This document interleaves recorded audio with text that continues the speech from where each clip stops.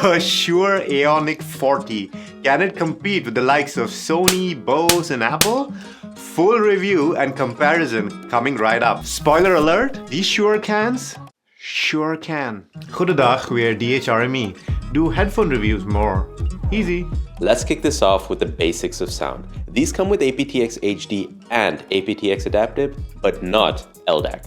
We did notice that these sound best with ANC or environment mode on. These weren't the loudest headphones we've tested though. These headphones come with capable EQ controls in the box, but let's talk about how they sound without any EQ. Overall, I thought they were quite balanced while listening to FLACs using the aptX codec.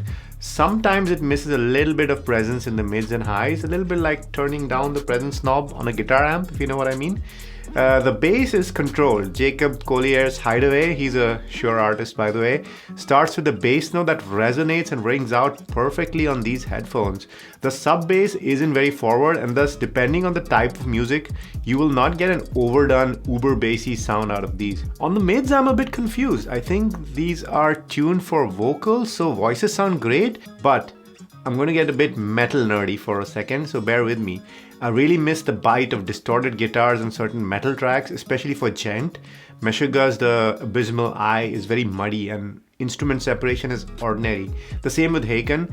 The soundstage is small, and while the vocals stand out, this is not Gent worthy if you're listening to the guitars only.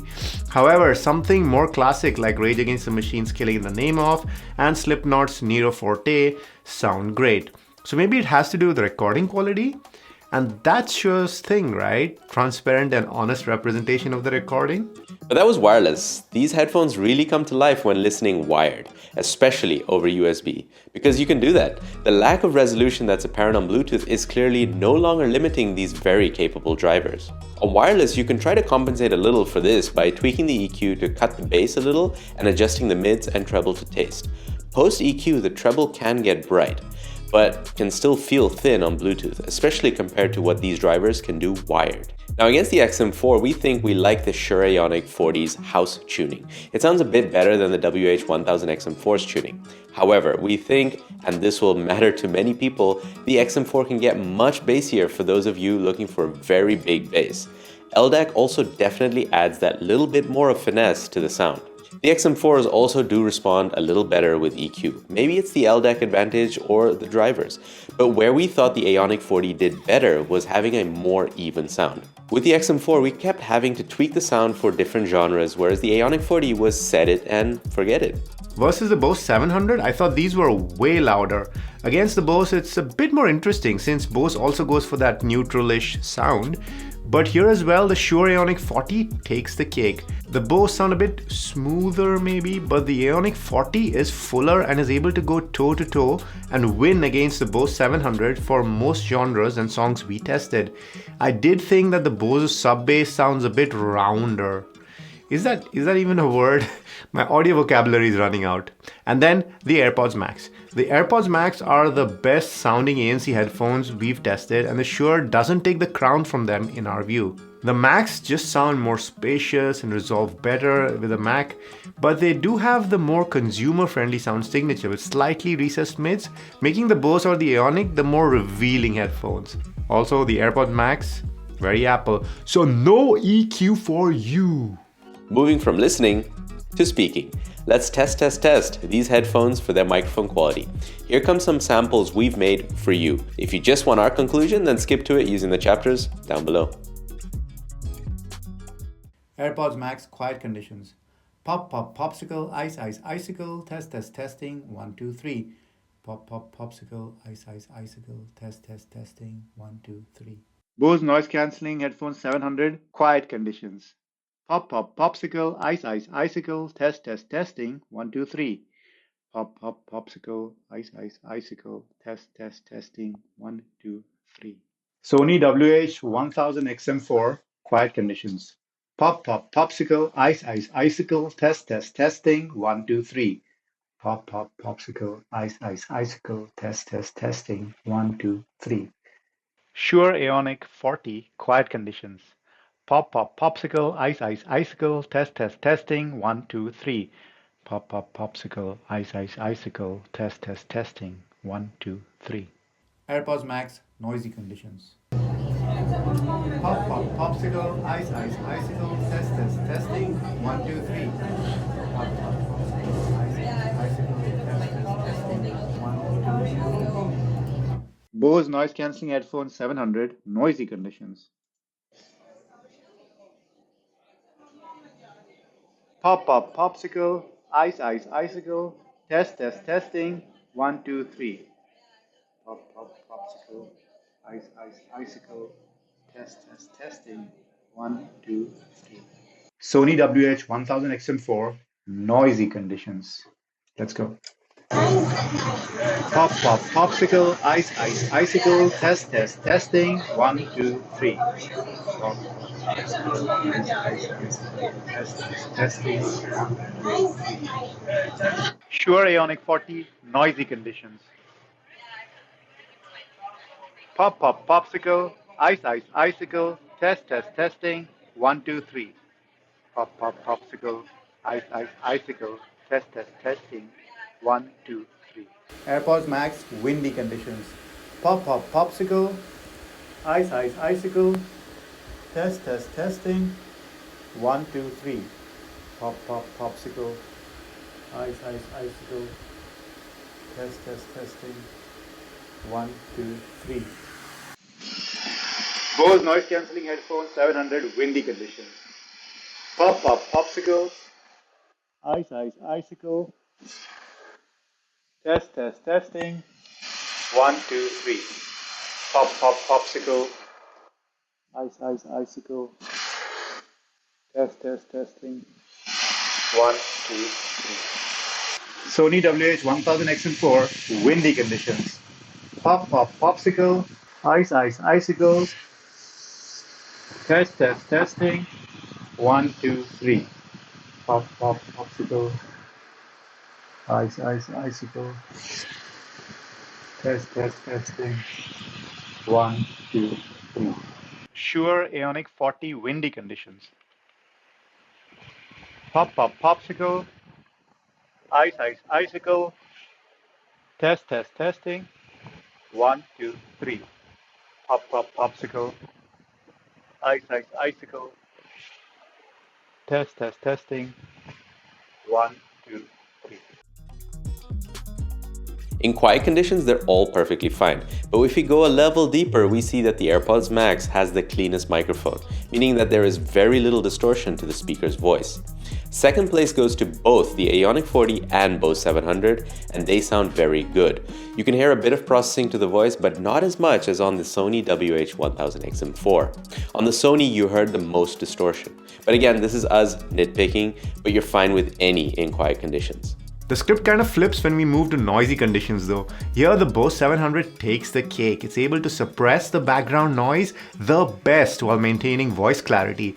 A close second goes to the Aonic 40, which does a very respectable job. Background noise is reduced and voice is clear, although it is a bit less clean compared to the Bose. The bottom of the barrel here are the AirPods Max and the Sony WH-1000 XM4. They just do a terrible job at eliminating the background noise and thereby making the speaker's voice hard to hear, especially when speaking softly. And since this is a Shure Aonic 40 review, you'll sure be glad to hear that they are the champ in windy conditions. Almost felt like there was no wind and the voice was clearly audible when speaking loudly and softly. The next best option, the AirPods Max. You hear a bit more of the wind, but the voice was clear and maybe even slightly cleaner than the Aonic 40. Last place is shared by the Bose 700 and the Sony WH-1000 XM4, since you can clearly hear the wind, albeit not at all angles, and the clarity is also unreliable, being distorted at times. So the Aonic 40 wins windy and takes second place in quiet and noisy conditions. Now that's a solid pick for a fuckman. Oh damn, did we just say fuckman? I guess it's time then. Let's talk Fuckman controls. You get them all here, guys. Answering or ending a call with the center button, a dedicated volume rocker, and the ANC button doubles up as a mute button. So if you're a Fuckman, these make total sense. Good job, Shure. But wait, there is more. The Aonic 40 comes with a USB Type-C to USB-A cable. Doesn't sound revolutionary, we know. but it can be used for what Shure calls USB audio mode. In the app, you can make a choice. Either use it to listen to high-quality audio, or you can select the conferencing mode, and the audio quality gets reduced, but you can use the onboard microphone. We've used this on Microsoft Teams and FaceTime calls, and it works like a charm. Way better than my MacBook Pro microphone. The Shure are designed with a few nifty features. They have multi-point, meaning they can stay connected to two devices at a time. It works great. Only a few times it would have some weird pauses when playing on another device, but we're talking like 5% of the time. The Sony offers multi-point too, but at the cost of LDAC. And the Bose is also a great option, since in the app you can toggle connections between previously paired devices. This is extremely helpful if you tend to have more than two devices that you cycle through, and it's hard to keep track of which devices the headphones connect to when they start up. And also, Bose actually speaks out the names of the devices you're connected to, a super handy feature. Another feature which you can turn on in the app is called Busy Light, which will turn on a red light on your headphones, letting people know you're on a phone call. Might be useful in a work setting or at home to indicate to others that you're on a call. Although I don't see myself doing that to my wife. Red light, no. But it might be useful.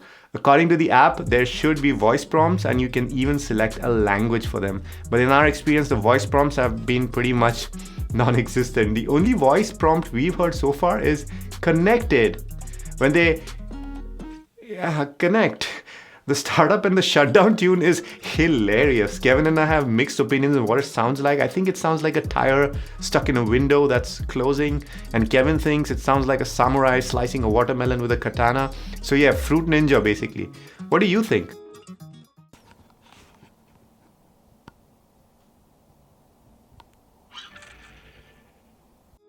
So the Shure Aonic is very plastic, and the headband ratchets, super fantastic.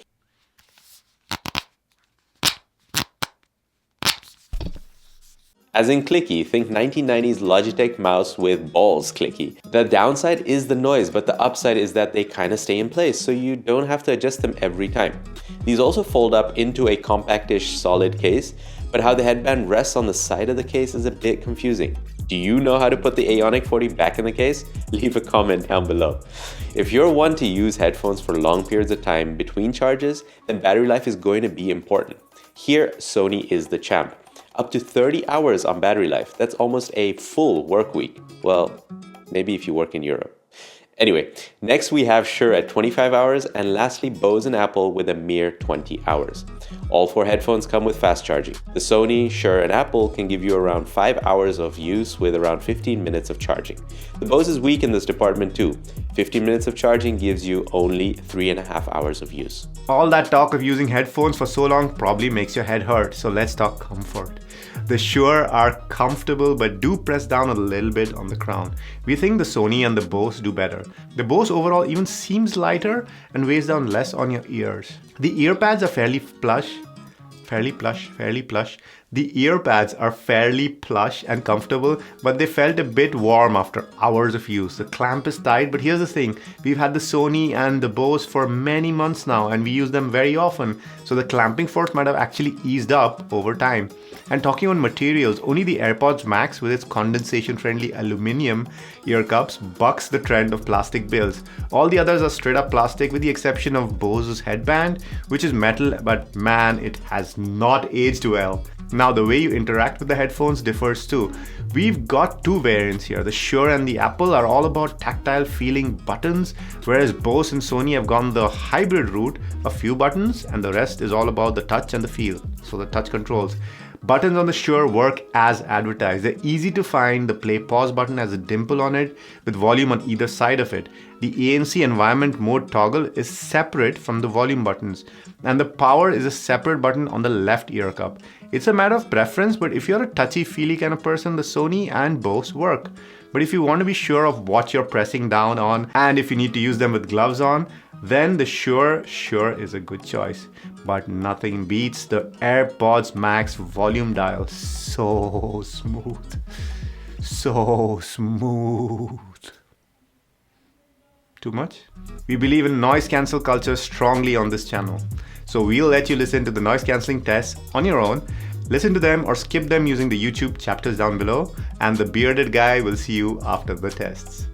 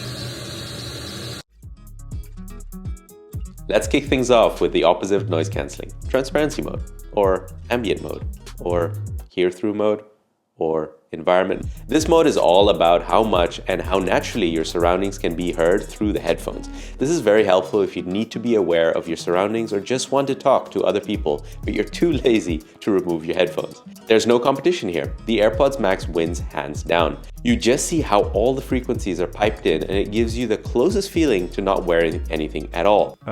We mean headphones, of course. We're a family-friendly channel. For the most part. Subscribe for more friendly content.